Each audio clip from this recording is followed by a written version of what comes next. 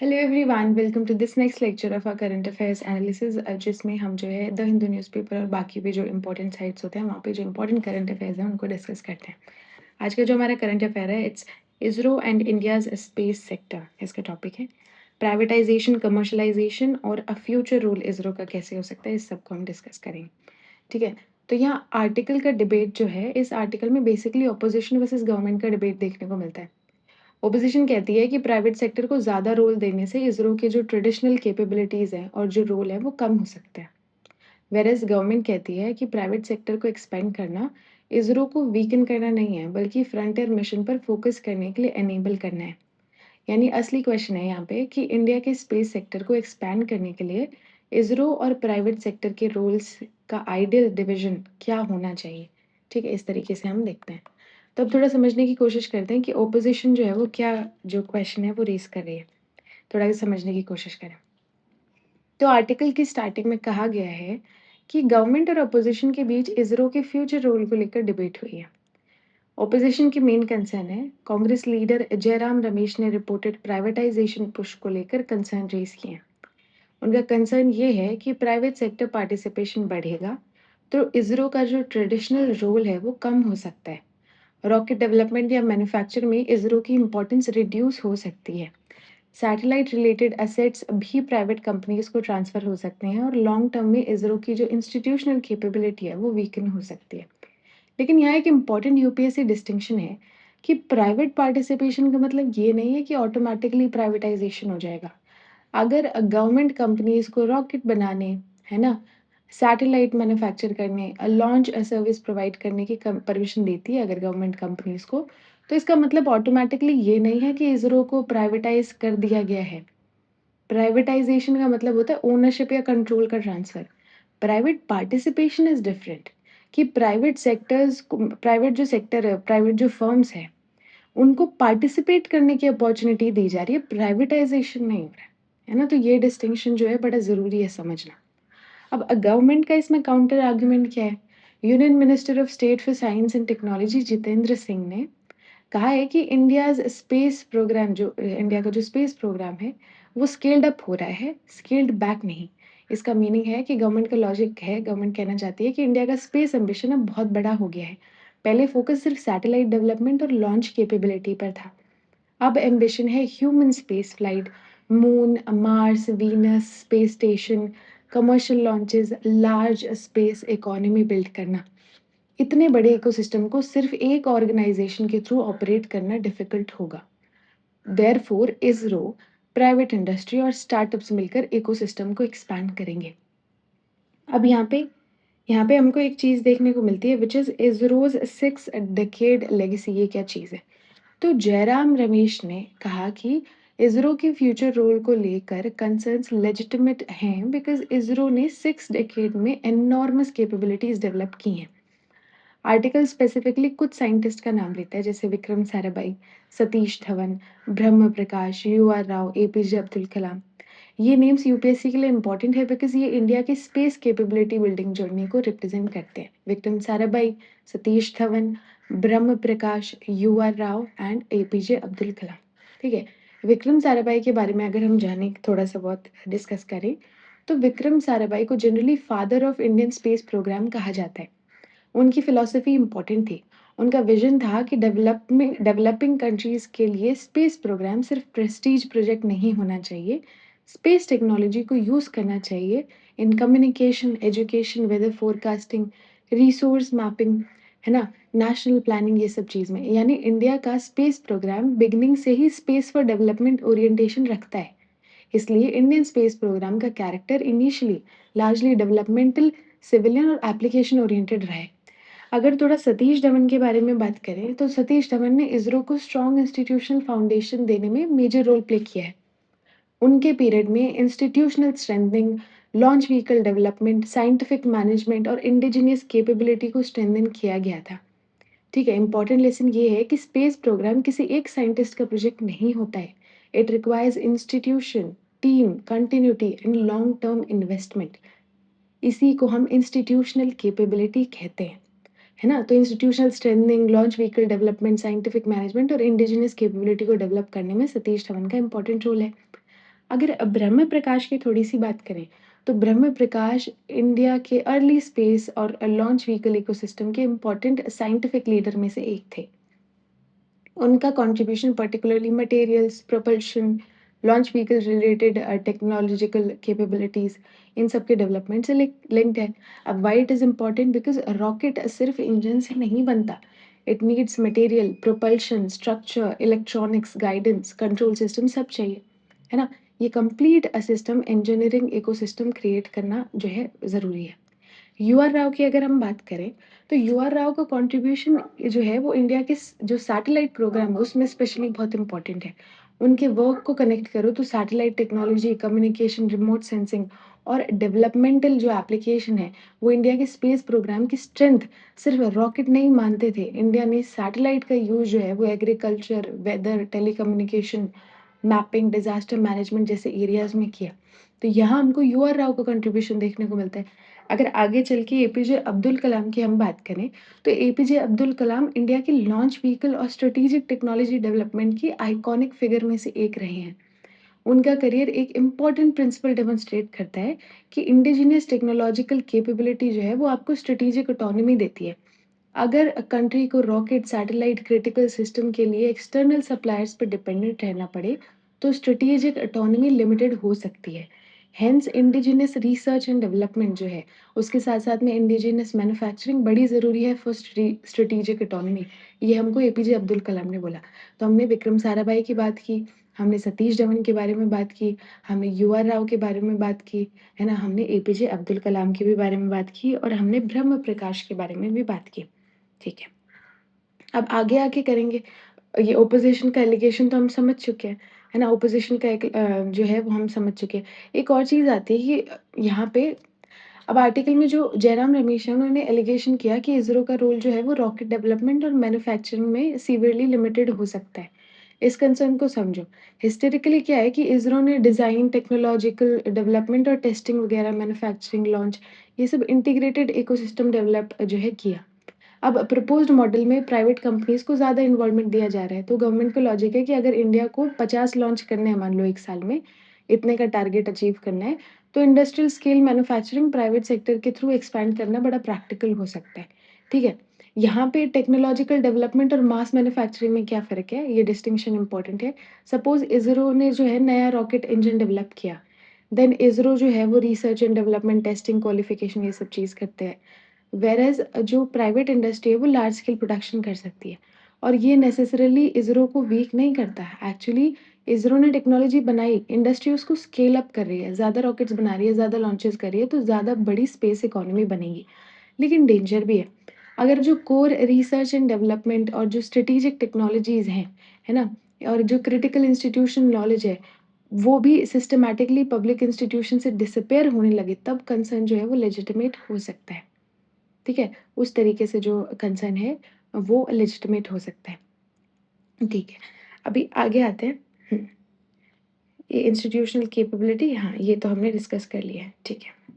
हाँ, तो अभी अगर सैटेलाइट रिलेटेड असेट्स की बात करें तो ऑपोज़िशन ने ये भी कंसर्न रेज़ किया है कि substantial satellite related assets private companies को ट्रांसफ़र किए जा सकते हैं और सैटेलाइट इंफ्रास्ट्रक्चर का इम्पोर्टेंस समझो।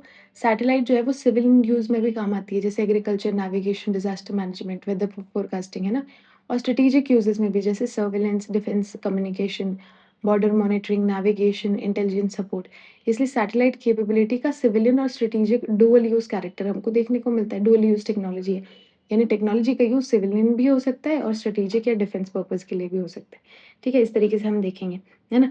तो reported privatisation of rocket development ये हमको देखने को मिलता है ना? रॉकेट डेवलपमेंट और मैन्युफैक्चरिंग अभी तक इसरो कर रहा था, तो ये भी हम समझ चुके हैं रिसर्च एंड डेवलपमेंट आए, जो प्राइवेट सेक्टर है वो क्या कर सकता है, स्केल अप कर सकता है ना? ये सब चीज़ें हमने देखी। सैटेलाइट रिलेटेड एसेट देखे हमने कि ये जो है सिविलियन यूज़ में भी आ सकता है, सिविलियन वैल्यू भी है इसके पास में, है ना? और जो है स्ट्रेटेजिक वैल्यू भी हमने जो है देखी, स्ट्रेटेजिक वैल्यू भी हमने देखी। ठीक है, कमर्शियलाइज़ेशन और प्राइवेटाइज़ेशन में क्या डिस्टिंक्शन है, ये हमने शुरुआत में बात की थी। प्राइवेटाइज़ेशन में तो कंप्लीट जो है ओनरशिप ट्रांसफ़र हो जाती है। कमर्शियल सिस्टम में क्या कमर्शियलाइज़ेशन में क्या होता है कि कमर्शियल एक्टिविटी है जो है और प्राइवेट पार्टिसिपेशन को अपॉर्च्युनिटी दी जाती है। यही फ़र्क है दोनों में, ठीक है? अब अगर हम बात करें तो कुलशेखरपत्तनम स्पेस पोर्ट की अगर बात करें, तो ऑपोज़िशन ने पर्टिकुलरली जो है इस पोर्ट के बारे में बात की है, जो कि तमिलनाडु में है, डेवलप हो रहा है, तमिलनाडु में डेवलप हो रहा है ना? सेकंड स्पेसक्राफ्ट को लेकर क्वेश्चन जो है ये रेज़ किया है। ये इम्पोर्टेंट प्रीलिम्स का फैक्ट है, श्रीहरिकोटा जो है वो आंध्र प्रदेश में है और कुलशेखरपत्तनम जो है वो तमिलनाडु में। इंडिया को सेकंड स्पेस पोर्ट की नीड क्यों है? अब ये सेकंड बन जाएगा आफ्टर श्रीहरिकोटा, ठीक है? तो अब इंडिया को क्यों ज़रूरत है? बिकॉज़ ग्रोइंग लॉन्च डिमांड हो रही है, ज़्यादा लॉन्च व्हीकल्स है हमारे पास में, ज़्यादा सैटेलाइट्स है हमारे पास में, है ना? ठीक है? तो अब ज़्यादा कमर्शियल मिशंस भी हो रहे हैं, तो उस तरीके से एडिशनल लॉन्च इंफ्रास्ट्रक्चर जो है उसकी ज़रूरत है, ठीक है? अब इसका जो ये जो नया सेकंड जो हमारा स्पेस पोर्ट है कुलशेखरपत्तनम वाला तमिलनाडु में, इसका स्ट्रैटेजिक या इकोनॉमिक सिग्निफिकेंस क्या है? अगर हम समझने की कोशिश करें तो, ठीक है? तो अगर इंडिया स्पेस इकोनॉमी को एक्सपैंड करता है, तो एक ही लॉन्च सेंटर पर कंप्लीट डिपेंडेंस प्रैक्टिकल नहीं होगा। सेकंड लॉन्च फैसिलिटी जो है वो कैपेसिटी एक्सपेंशन, ऑपरेशनल फ्लेक्सिबिलिटी और कमर्शियल लॉन्च सपोर्ट जो है वो प्रोवाइड कर सकती है। ठीक है, गवर्नमेंट साइड से आर्गुमेंट है कि कुलशेखरपत्तनम ग्रोइंग स्मॉल लॉन्च सेक्टर के लिए एडिशनल कैपेसिटी प्रोवाइड करेगा। यहाँ पे 71,000 करोड़ का इन्वेस्टमेंट भी देखने को हमको मिलता है ना? इस नंबर को आर्टिकल में पॉलिटिकल क्लेम के कॉन्टेक्स्ट में दिया गया है। मेंस में जब ऑफिशियल सोर्स से इंडिपेंडेंटली वेरीफाई ना हो, तो इसे जो है अनक्वेश्चन्ड फैक्ट के फॉर्म में प्रेज़ेंट मत करना। बेटर वर्डिंग ये हो सकती है कि the opposition has questioned the proposed role in asset structure associated with the new spaceport. ठीक है। अब श्रीहरिकोटा का किस तरीके से फ्यूचर हो सकता है? पहली बात तो ये आंध्र प्रदेश में इंडिया का फर्स्ट स्पेसपोर्ट है। ठीक है, फिलहाल के लिए तो यही अकेला है ना? अब जयराम रमेश ने क्वेश्चन किया कि श्रीहरिकोटा का फ्यूचर क्या होगा? ये कंसर्न क्यों आया? Because Sriharikota is India's historic launch centre. It is associated with major launch vehicles and important missions. Government का रिस्पॉन्स है कि Sriharikota remains central, particularly for PSLV, LVM-3 and human space flight. Therefore जो कुलशेखरपट्टनम है, वो बिल्कुल रिप्लेस नहीं कर रहा है श्रीहरिकोटा का, है ना? रेदर एक एडिशनल कैपेसिटी बिल्ड कर रहा है। ये हमको यहाँ पे देखने को मिलता है, ठीक है। एक और जो चीज़ है वो देखने को मिलती है ना? जैसे अभी क्या हुआ आर्टिकल में बोला कि 100, 120, 100, 120 की इसरो प्रोफेशनल जो है वो रिसेंट मंथ में ऑर्गेनाइजेशन लीव कर चुके हैं। तो जयराम रमेश ने सजेस्ट किया कि perhaps they were anticipating changes in ISRO's role. इसको यूपीएस में कैसे अंडरस्टैंड करना है? Space sector is human capital intensive. एक एक एक्सपीरियंस स्पेस साइंटिस्ट को रिप्लेस करना ईज़ी नहीं होता, because expertise are developed through years of education, research, mission experience, failure analysis, system knowledge and institutional memory. Therefore, talent retention is itself a strategic issue. But again, article presents this as an opposition claim. इसको confirmed independent fact नहीं बनाना चाहिए without verification. तो government ने इस चीज़ पे क्या counter attack किया, है ना? तो यहाँ पे क्या बोला इंस्टेड जो है वीकेंड नहीं हो रहा, एनेबल हो रहा है, ये तो हमने देखा। मतलब कि इसरो को रूटीन या कमर्शियल मैन्युफैक्चरिंग के बर्डन से ग्रेजुअली फ्री किया जा रहा है। फ्रंटियर मिशन पर फोकस कराया जा रहा है। ठीक है, फ्रंटियर मिशंस क्या होते हैं? फ्रंटियर का मीनिंग होता है टेक्नोलॉजी या साइंस की लीडिंग एज, यानी जो काम टेक्नोलॉजिकली डिफिकल्ट, इनोवेटिव और फ्यूचर ओरिएंटेड हो, उस पे ज़रूर ध्यान देगा। For example Gaganyaan, for example चंद्रयान-4, for example Bharatiya Antariksh station, for example future moon missions, Venus missions, Mars missions. तो ऐसे फ्रंटियर जो मिशंस हैं, उन पे ध्यान देगा। ठीक है, आगे आते हैं। ये हम समझ चुके हैं। यस, ठीक है। हाँ, गगनयान के बारे में अगर देखें तो गगनयान जो है वो इंडिया का ह्यूमन स्पेस फ्लाइट प्रोग्राम जो है। इसमें इंडिया को कैपेबिलिटी डेवलप करनी है about astronaut training, human rated launch vehicle, है ना? Crew module, life support system, उसके साथ-साथ में क्रू एस्केप सिस्टम, री-एंट्री और सेफ रिकवरी। क्या बोला है? सबसे पहले तो एस्ट्रोनॉट्स की ट्रेनिंग, उसके बाद में ह्यूमन रेटेड लॉन्च व्हीकल, उसके बाद में क्रू मॉडल, फिर life support system, crew escape system, re-entry और सेफ रिकवरी। ये एक्सट्रीमली कॉम्प्लेक्स सिस्टम इंजीनियरिंग है। गवर्नमेंट का आर्गुमेंट है कि ऐसे फ्रंटियर मिशंस पर इसरो को फोकस करने देना एफिशिएंट है। मीनवाइल प्राइवेट सेक्टर जो है वो मैन्युफैक्चरिंग स्केल पे ध्यान देगा। चंद्रयान-4 में क्या बताया है? चंद्रयान-4 के में क्या बताया है कि आर्टिकल जो है वो चंद्रयान-4 को इंडियाज़ फ्यूचर फ्रंटियर मिशन के एग्ज़ाम्पल के रूप में साइट करता है। चंद्रयान प्रोग्राम का एवोल्यूशन याद रखो, चंद्रयान 1 जो है वो लूनार एक्सप्लोरेशन में था, 2 जो है वो ऑर्बिटर लैंडर और रोवर अटेम्प्ट था, 3 जो है वो सक्सेसफुल सॉफ्ट लैंडिंग थी प्लस रोवर भी था उसमें, और फ्यूचर लूनार जो मिशन है उसमें वो ज़्यादा सोफिस्टिकेटेड एक्सप्लोरेशन करेगा। ब्रॉडर मैसेज ये है कि इंडिया सिर्फ can we reach the moon नहीं, इससे आगे बढ़कर what advance scientific and technological activities we can perform there, इस डायरेक्शन में मूव कर रहा है विद चंद्रयान 4। अगर भारतीय अंतरिक्ष स्टेशन की बात हम करें, तो गवर्नमेंट ने भारतीय अंतरिक्ष स्टेशन को भी फ्रंटियर मिशन के एग्जाम्पल के रूप में मेंशन किया है। स्पेस स्टेशन के लिए कैपेबिलिटी चाहिए, कैसी capability? Human space flight, long duration life support, docking, space robotics, microgravity research, crew safety, safe space habitation, ये सब चीज़ें चाहिए। देयरफॉर स्पेस स्टेशन कैपेबिलिटी जो है much higher level of technological maturity है। ठीक है?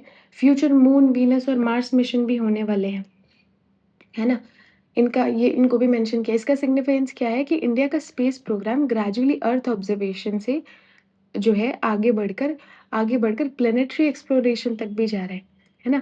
डीप स्पेस कैपेबिलिटी को हम जानना चाहते हैं। इसमें भी एडवांस टेक्नोलॉजी चाहिए आपको, communication, autonomous system, scientific payloads वगैरह ये सब चाहिए, ठीक है? अभी इंडिया का टारगेट क्या है ना? आर्टिकल में इकोनॉमिक लॉजिक आता है कि गवर्नमेंट कह रही है कि India wants to target 50 launch annually.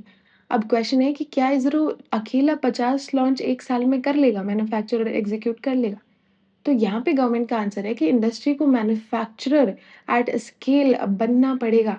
ये इसरो का रोल जो है वो टेक्नोलॉजी और फ्रंटियर मिशन दोनों में आता है, और इंडस्ट्री का रोल जो है वो मास मैन्युफैक्चरिंग और कमर्शियलाइजेशन में आएगा, है ना? मैन्युफैक्चरर एट स्केल का क्या मतलब होता है? मैन्युफैक्चरर एट स्केल का क्या मतलब होता है ना? तो यहाँ पे अगर समझने की कोशिश करें तो सपोज़ मतलब एक रॉकेट टेक्नोलॉजी सक्सेसफुली डेवलप हो चुकी है। अगर उसकी प्रोपल्शन 1 पर ईयर है, तो कमर्शियल स्पेस इकोनॉमी लिमिटेड रहेगी। But if the industry can produce 10 to 20 to 50 launches per year, है ना? इतने कंपोनेंट्स अगर बना पाए, देन प्रोडक्शन स्केल हो जाएगा। प्राइवेट सेक्टर के लिए एडवांटेज है, capital, competition, supply chain integration ये सब में देखने को मिलेगा, हाई ग्रोथ देखने को मिलेगी, है ना?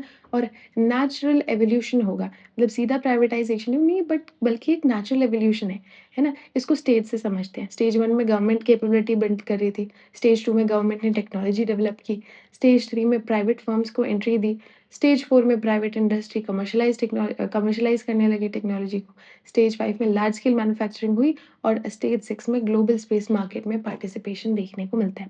इंडिया करंटली जो है वो 3 टू 5 ट्रांज़िशन को एक्सेलरेट करने की कोशिश कर रहा है, ठीक है? इसी तरीके से हम जो है इसको समझने की कोशिश करेंगे। ज़्यादा स्टार्टअप्स, गवर्नमेंट ने प्राइवेट सेक्टर एक्सपेंशन को डेमोंस्ट्रेट करने के लिए कहा है कि India has 440 plus space startups, है ना? 440 प्लस स्पेस स्टार्टअप्स की बात हुई है। ये important because earlier Indian space sector was largely state lead. Now जो है इसरो के साथ-साथ में स्टार्टअप्स, एस्टेब्लिश्ड कंपनीज़, इन्वेस्टर्स और जो सप्लायर्स हैं वो भी आ रहे हैं। तो एक इकोसिस्टम डेवलप हो रहा है। स्पेस स्टार्टअप्स किस एरिया में काम कर सकते हैं? लॉन्च व्हीकल में काम कर सकते हैं, प्रोपल्शन में काम कर सकते हैं, अर्थ ऑब्जर्वेशन में काम कर सकते हैं, ये आप देख सकते हैं यहाँ पे। ठीक है? इन सब में काम कर सकते हैं। यहाँ पे जो है एक इम्पोर्टेंट मेंशन मिलता है स्काई रूट एरोस्पेस का एंड विक्रम 1 का, ठीक है? गवर्नमेंट ने स्काई रूट एरोस्पेस से विक्रम 1 लॉन्च को प्राइवेट सेक्टर ग्रोथ का एग्जाम्पल दिया है। आर्टिकल के अकॉर्डिंग जुलाई 18 को लॉन्च हुआ, और गवर्नमेंट ने इसे first privately developed India rocket to reach orbit के रूप में जो है हाईलाइट किया। अब this is important because it demonstrates private research and development, rocket development, testing, launch और ऑर्बिट कैपेबिलिटी भी, मतलब ऑर्बिट में जाके जो है ऑर्बिटल स्पेसक्राफ्ट है ये, ऑर्बिटल रॉकेट था। यानी प्राइवेट स्पेस इंडस्ट्री थियोरेटिकल जो स्टेज है उससे आगे बढ़कर प्रैक्टिकल लॉन्च कैपेबिलिटी की तरफ मूव कर रही है, ठीक है? अब ये हमने देख लिया। तो ISRO's legacy is not being diluted, है ना? तो कोई डरने वाली बात नहीं है, कैपेबिलिटी बढ़ रही है, ये जो है गवर्नमेंट जो है कहना चाहती है, ठीक है? यहाँ पे एक और चीज़ भी लिखी हुई है ना? Bearing fruit, ISRO's legacy bearing fruit. तो गवर्नमेंट का पावरफुल आर्गुमेंट यहाँ आता है, तो ये तो हमने देख लिया। वहाँ पे ऑपोज़िशन का इंटरप्रिटेशन है, वो भी हमने देख लिया, है ना? तो यहाँ जो ये फ्रूट वाली बात है, ये क्या कहना चाहती है, थोड़ा अगर समझने की कोशिश करें, तो ऑपोज़िशन का इंटरप्रिटेशन है कि प्राइवेट कंपनीज़ ग्रो करेंगी तो इसरो का रोल कम हो जाएगा, है ना? लेगेसी डाइल्यूट हो जाएगी। गवर्नमेंट इंटरप्रिटेशन है कि इसरो टेक्नोलॉजी डेवलप करेगा तो इंडिया के जो इंजीनियर्स हैं वो एक्सपर्टीज़ मिलेगी उनको। प्राइवेट एंटरप्रेन्योर्स इमर्ज होंगे, स्टार्टअप्स जो है वो बनेंगे, उनकी कैपेबिलिटीज़ बढ़ेगी, इंडिया का स्पेस इकोसिस्टम बढ़ेगा। तो इसको बोलते हैं इसरोज़ लेगेसी बियर्स फ्रूट। है ना? इसका ये मतलब है ज़ीरोज़ लेगेसी बियर्स फ्रूट, यानी पब्लिक सेक्टर साइंटिफिक इन्वेस्टमेंट का बेनिफिट वाइडर इकोनॉमी में स्प्रेड हो रहा है। इस कॉन्सेप्ट को हम जो है थोड़ा समझने की कोशिश करेंगे। अब हमारा एक टारगेट भी है। क्या टारगेट है? बीजेपी स्पोक्सपर्सन ने गवर्नमेंट का ब्रॉडर इकोनॉमिक ऑब्जेक्टिव हाइलाइट किया that India wants a 44 billion dollar space economy. अगर इंडिया को इतनी लार्ज स्पेस इकोनॉमी क्रिएट करनी है तो सिर्फ रॉकेट बनाना इनफ नहीं है। We need rocket factories, we need satellite manufacturing component, सब चीज़ चाहिए हमको, स्पेस डेटा चाहिए। अब वाई सप्लाई चेन मैटर्स, इसमें सप्लाई चेन इतनी ज़रूरी क्यों है ना? रॉकेट्स एक सिंगल प्रोडक्ट नहीं है, it requires engine, propulsion, structure, specialised material, electronic sensors वगैरह, सॉफ्टवेयर, नेविगेशन, सब चाहिए हमको, ग्राउंड सिस्टम चाहिए। तो strong space economy requires a deep domestic industrial ecosystem. Private sector का मेजर कंट्रीब्यूशन यहाँ हो सकता है ना? And Sriharikota will of course remain central, है ना? तो ये जो है कैपेबिलिटी बिल्डिंग करने के लिए, रिप्लेसमेंट के लिए नहीं है। जो श्रीहरिकोटा है वो PSLV, LVM, human space flight इनके लिए इंपॉर्टेंट रहेगा। वेयरएज़ जो कुलशेखरपत्तनम है वो एडिशनल कैपेसिटी प्रोवाइड करेगा, स्मॉल लॉन्च इकोसिस्टम प्रोवाइड करेगा और ग्रोइंग कमर्शियल डिमांड को जो है कैटर करेगा। ठीक है? यहाँ पे जो है कुछ फॉरेन सैटेलाइट्स का भी ज़िक्र हमको जो है देखने को मिलता है, फॉरेन सैटेलाइट्स का ज़िक्र। अब थोड़ा-सा अगर उसके बारे में कुलशेखरपत्तनम के बारे में देखें, तो आजकल क्या हो रहा है कि स्मॉल सैटेलाइट्स जो हैं वो चीपर होती हैं, फास्टर टू बिल्ड होती है और कॉन्स्टेलेशन फ्रेंडली होती है। तो देयरफॉर उनकी डिमांड जो है ज़्यादा बढ़ रही है। फॉरेन सैटेलाइट्स की अगर इस तरफ हम आएँ तो गवर्नमेंट ने इंडियाज़ कमर्शियल लॉन्च कैपेबिलिटी को डेमोंस्ट्रेट करने के लिए foreign satellites launch number site किया। मतलब 2014 से पहले 35 कुछ आस-पास होते थे, आज जो है 430 से भी ज़्यादा हो गए। तो गवर्नमेंट का आर्गुमेंट है कि India is increasingly becoming an international launch service provider. Why economically important ये इतना क्यों है? क्योंकि फॉरेन सैटेलाइट लॉन्च से रेवेन्यू आता है, टेक्नोलॉजी जो है उसकी रेपुटेशन बढ़ती है, इंटरनेशनल पार्टनरशिप्स आती है, स्पेस डिप्लोमेसी बढ़ती है और ग्लोबल मार्केट एक्सेस जो है वो भी इंक्रीज होता है। ठीक है, इस तरीके से जो गवर्नमेंट ने है इस तरीके से साइट किया है। अब स्पेस डिप्लोमेसी मैंने बोला ये क्या चीज़ होती है? तो स्पेस टेक्नोलॉजी अब डिप्लोमेसी का भी टूल बन रही है। अगर इंडिया किसी फॉरेन कंट्री सैटेलाइट को लॉन्च करता है, कमर्शियल रिलेशनशिप के साथ में जो है टेक्नोलॉजिकल ट्रस्ट और डिप्लोमैटिक जो गुडविल है वो भी डेवलप हो सकता है। ठीक है? दस space is becoming an instrument for both economic diplomacy and strategic diplomacy. ठीक है? अब यहाँ पे चंद्रयान 3 के साउथ पोलर लैंडिंग की भी बात हुई है, अगर वो हम बात करें तो उसकी भी बात हुई है। गवर्नमेंट ने चंद्रयान 3 की सक्सेसफुल लैंडिंग को इंडियाज़ स्पेस स्ट्रैटेजी का एविडेंस बताया है।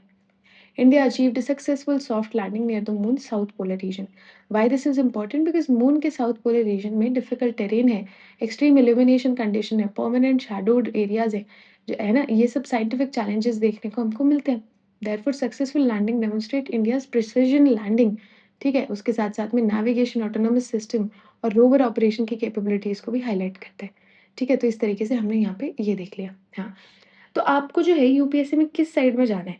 जैसे अब दोनों ये चीज़ें बता दी, तो आपको जो है किस साइड में जाना है? क्या आपको जो है डिस्कस करना है, क्या बैलेंस आपको व्यू देना है? ठीक है, तो इसको अगर डिस्कस करें, तो यूपीएससी आंसर में ब्लाइंडली गवर्नमेंट या ऑपोज़िशन की साइड नहीं लेनी। एक बैलेंस अप्रोच होनी चाहिए कि private participation is necessary because to scale up the industry, for the capital, innovation, competition and manufacturing.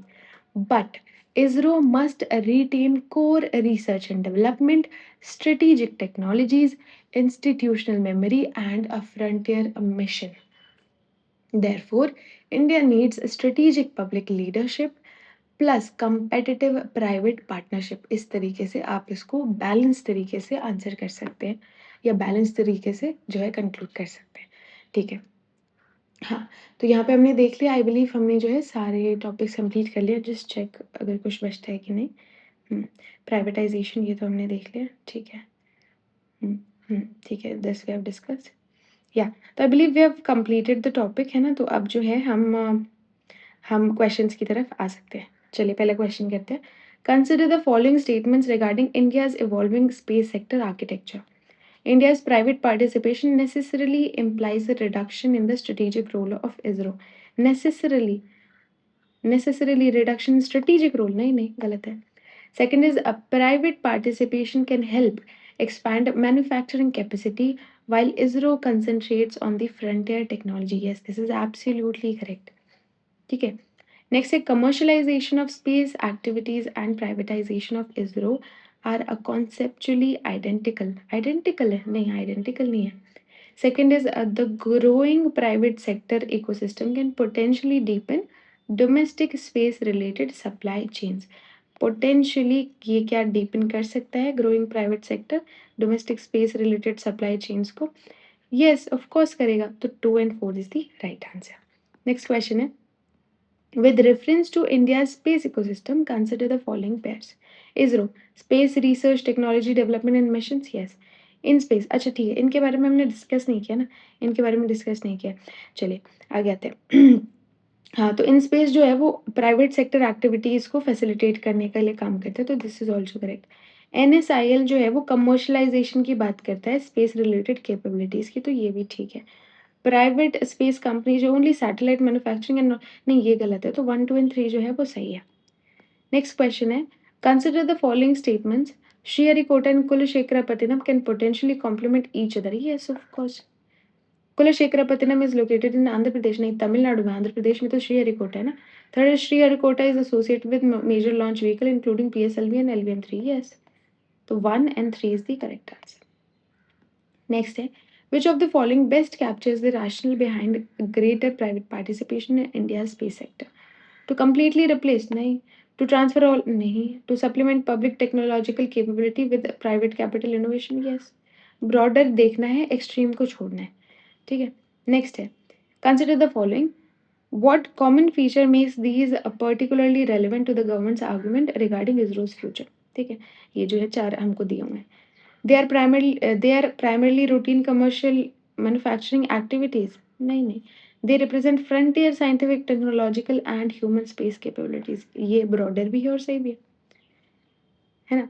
Next ये वाला क्वेश्चन कर लेते हैं। Greater private participation in India's space sector need not imply weakening of ISRO. सही।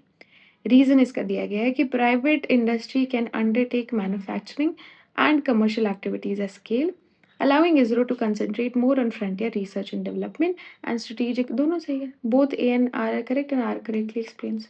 सही है बिल्कुल, ठीक है। हाँ, तो हमने जो है ये पूरा टॉपिक कंप्लीट कर लिया। हम एक ही वीडियो में सारे इसलिए नहीं रखते क्योंकि जितना डेप्थ से हमने अभी कवर किया उतना डेप्थ से हम उस वीडियो में नहीं कवर कर सकते, ठीक है। तो एनीवे आई होप ये वीडियो आपके लिए हेल्पफुल रही होगी। अगर ये वीडियो आपके लिए किसी भी तरीके से हेल्पफुल रही हो then please hit the like button and subscribe to the channel. Thank you for watching and keep learning.